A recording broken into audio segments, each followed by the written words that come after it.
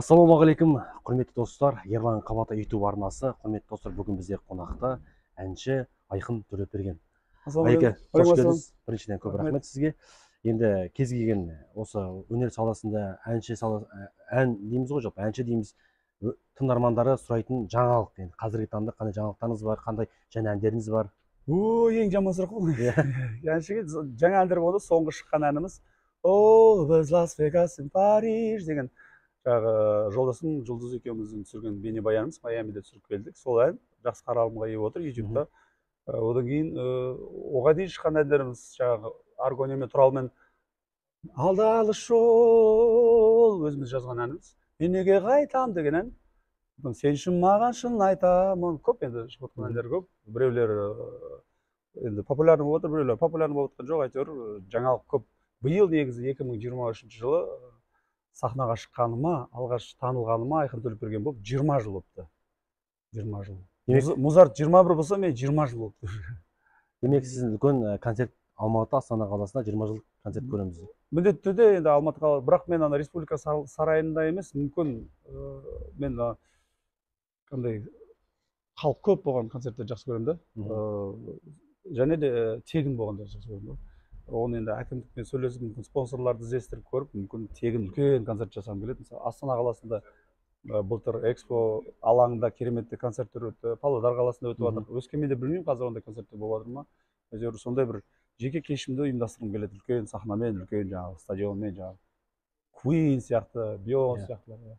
Енді қазіргі осы дуэт дейміз ғой, сіз өзіңіз қанша әншілермен бірге дуэтті айттыңыз. Енді осы қазіргі шыққан жас поколение дейміз ғой, жастар. Кіммен мысалға дуэтті ұсыныс кіммен айтар едіңіз? Соңғы шыққан дуэтім "Аспанға жаңа батты күн" деген ән. Эйзи екеуміз дуэт жасадық. "Аспанда" деп аталады ән, сұр мұңлай. Қазір кез келген әннің ішінде рэп болу керек. Ондай уже сондай понятие болып кетті. Мен мысалы бірінші куплетін айтамын, қайырмасын айтамын, екінші куплетін рэпін айтады да, Эйзи сөйтіп қайырма бітеді. Содан кейін жаңағы дуэт Аргония мен Туралмен жақсы дуэт болды, жаңағы "Мен неге қайтам" деген. Өнен кейін Аргония мен "Сенде ару жоқ" деген ол да дуэт болды. Әйелмен дуэттер орындап жүрмін. Қазір жұмыс істеп жатқаным, қазір жастардың арасында Делякур деген әнші бар. Негізі Делякурмен "Жүрегім ақ" деген әнде бірге симбиоз болғанбыз. Енді қазір басқа әнге жаңағы Делякурмен енді жұмыс істеп жатырмыз, шығармашылық жұмыстамыз. Делякурда өте жастардың арасында танылып келе жатыр. Енді мен 20 жыл болды сахнада, шыны керек, менің тыңдарманым менімен бірге өсіп қазір үйленді де, балалы болды, біреулер аталар, апа болды. Енді жас буын бәрібір, енді жас буындар қанша дегенмен бәрібір жас жігіт әншілер тыңдайды ғой. Солардың енді көңіліне де іліну үшін біз әлі бармыз деген сияқты. Сондай жастармен айту керек. Енді жас деп қалдыңыз, маған енді сізді осы менің каналыма екінші рет сұхбат алып отырмын. Бізге бетіңіз қақпай үнемі жастарды қолдап жүресіз. Шапшаң дейміз ғой, шапшаңдық дейміз. Сіз міне осындай еңбекқорлығыңыз бізге қатты ұнайды. Енді осы міне сұхбатты көріп отырған жас әншілер, кейбіреулер мысалға қанша өлең шығарады, 10 ән болсын дейміз, біреуінде қанша клип бар, бірақ ешқандай хит жол жоқ, сын кететіндер болып былайша айтқан кезде. Сонда соларға қандай бір кеңес айтасыз? Кеңес айтарым, жалпы тек қана жастармен жұмыс істемеу керек.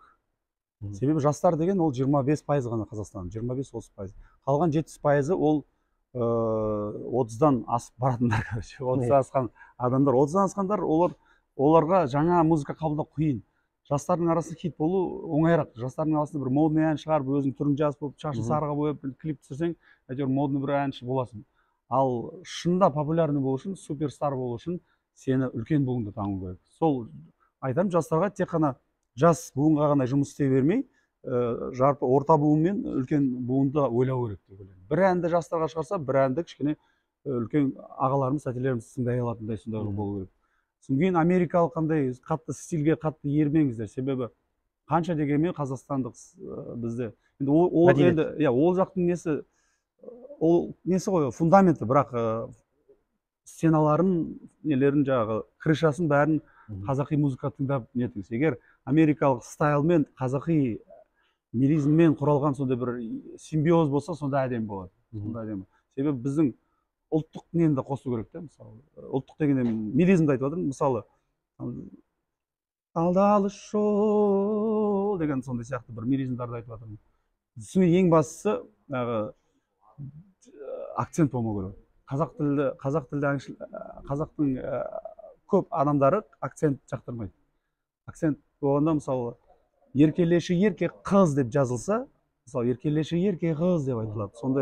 Сондай бір мелочтарға көңіл бөлу керек. Өні ө қылып айту керек. Қыны қ деп айту керек мысалы. Сондай бір кішігірім екі жақты болу керек. Жалпы Қазақстан көп ұлтты мемлекет қой, тек қана бір бағытты ұстанып алып, тек қана мен рэп айтамын, рэп современный ән жазамын демей. Әртүрлі бағыт.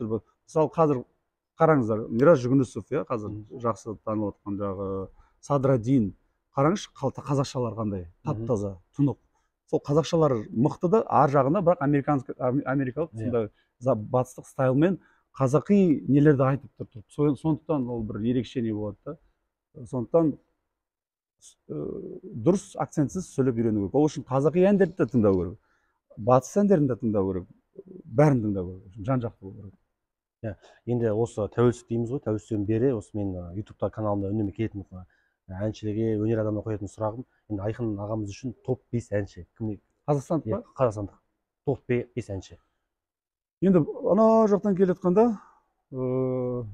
шыны керек, Мақпал Жүнісова маған өте ұнайды. Әсіресе домбырамен айтқанда, жүректі тебірентеді. Концертте мысалы андай тез музыкадан естілмейді да, апамыздың несі нағыз тембрі, жағы домбырамен айтқанда нағыз деген нелері, мелизмдері, сөздері сол ұнайды. Кейін Мейрамбек Беспаев, әрине. Мейрамбек Беспаевты да домбырамен тыңдау керек. Мен өзім жағы гитарамен айтатын әнші болғандықтан, мысалы концерт бергенде көбіне менің жағы тез әндерімнен гөрі гитарамен шығатын кезімді ұнатады халық. Себебі таза гитарамен жанды дауысты айтқанда сенің дауысыңның бүкіл несі краскасы естіледі. Краска деген түгел жағы төменгі регистрдан бастап жоғарғы регистрға дейін. Одан кейін Қайрат Нұртас, әрине. Қайрат Нұртастың дауысы ұнайды. Жұбаныш Жексенұлы және топ 5 Айқын топ 5 керек, бесіншісі Орда тобы. Енді Айқын аға, енді қандай қазіргі таңда әлеуметтік желіге жиі уақытыңызды бөлесіз? Инстаграмға мен көбіне салам, тиктокта қараймын.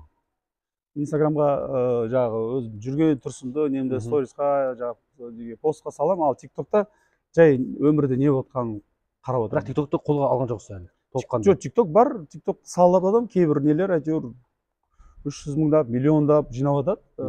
Бірақ ол жақтың алгоритмі әлі басқаша, оны қатты көңіл аударып жатқан жоқ. Көбіне концерт, той, гастроль болғандықтан, енді оған мобилограф алып, нетіп істеуге болады ғой, бірақ менің ойымша әнші болып қалу керек. Блогер болып кетсем, онда оған көңіл бөлу керек та, музыкаға уақыт аздау қалатын сияқты. Айқын аға, сіз осы уақытқа дейін көптеген сұхбаттарыңыз бар, радио болсын, ютуб болсын, телеарна болсын. Сізге қандай қойылмаған сұрақ бар, және сіз сол сұраққа жауап берер едіңіз? Ойланып білмеймін ондай. Политика туралы сұрамаған ешкім ешқашан сұрамайды. Бірақ мен негізі менің ойымша қазіргі жастарды, балаларды еркіндікке үйрету керек. Бізді мысалы шыбықпен өсірді бәріміз енді. Ол кезде совет заманы болды, қиын заман болды. Әке-шешеміздің уақыты болған жоқ бізді тәрбиелеуге, біз өзіміз көшеде өстік. Қазір бізде жағдай бар ма, балаларды шыбықсыз өсіру керек. Ұрмау керек балаларды. Бос, свободны қылып өсіру керек те. Ол бала ертең келгенде жағы өзінің бастығының жағы несі емес, кәдімгідей бір енді свобода деген өзінің сөзін айта алатын, ашық түрде жеткізе алатын сондай адам өсіру керек. Егер біз басып ол баланы ұрып, сен осындай, сен мен осындай деп бүкіл өзіміздің проблемамызды оған пихать етсек, ол бала ертең өскенде қандай болып шығатынын кім біледі. Еркіндікті жақсы көретін, өз еркін жақсы білдіре алатын және ең бастысы қазақша сөйлей алатын бала өсіру керек. Себебі мектеп емес, садик емес, орта емес баланы қазақша үйрететін сіздер. Мектеп қалайда орта, оны интернетті бәрі орысшаға тәрбиелейді, орысша сөйлеп келеді. Бірақ үйде әке-шешенің жұмысы баланы қазақшаға үйрету. Орысша сөйледі ме, аударып бер, ол әйтеуір мен бір 6 мен 7-ның арасында сондай бір период болады. Әйтеуір сол жерде басымырақ түсіндіріп кішкентайдан қазақшаны сіңдіріп ол өмір бақи болады жұмыста қазақша үйрету керек. Ата ананың міндеті ол. Енді Айқын аға, сізді әнші ретінде, актер ретінде жақсы білеміз. Біз білмейтін қандай бір факт бар сізде? Біз білмейтін. Қандай қырыңыз бар? Ешкім ашпаған, қандай өнеріңіз бар? Қазір композитор болып жүрмін, ал мен білмейтін факты жанды дауыста беремін осы концерттердің бәрін. Қазір мысалы заң қабылдады, фонограммаға жоқ деген сияқты. Сонда да ол заң Ресми әлі шықпады иә? Жоқ, ресми шықты. Фонограммамен ән айтуға концертте болмау керек. Фонограмма айтасың, плюс жазу керек. Сонда Айқын аға, енді айтып жатсыз ғой, 20 жыл сахнада жүрсіз. 20 жыл бұрынғы Айқын қандай? Тура қазір сондайсыз енді. Ешқандай айырмашылық жоқ бір. Соны сұрап жатыр сізден, жас болып жүрген сырын неде деп? Ол енді генетикаға байланысты шығар. Тамақты аз жеу керек, содан тамақты әртүрлі жеу керек. Жаңағы ет, клетчатка, бәрін араластырып. Енді ол правильное питание ғой. Спортпен мен енді 15-20 жылдай айналыстым, қазір уақыт жоқ. Бірақ сахнаға мысалы шығып, 1,5 сағат секеңдеп жанды дауыста ән айтудың оның өзі спорт болды. Ол да дыхание жұмыс істейді, аяқ жұмыс істейді. Бізде мысалы 7-сіне 3 рет, кейде жазды уақыттарда 5-6 рет сахнаға шығамыз, той болсын, не болсын. Сол кезде сен жанды дауыста айтқанда жарты сағат терлейсің да, содан шығар мүмкін жаңа толмай жүрген. Бірақ кішкене толғаным бар. Ең бастысы питание ғой. Тамақты аздау керек, жүгіру керек көбірек. Сол шығар. Енді шөпті көп жеу керек, шөп жеу керек. Фрукты. Жоқ, фрукты емес, именно мен андай жасыл нелерді. Кинза, базилик, көптеген шөптерді көп жеймін. Клетчатка көп жеймін.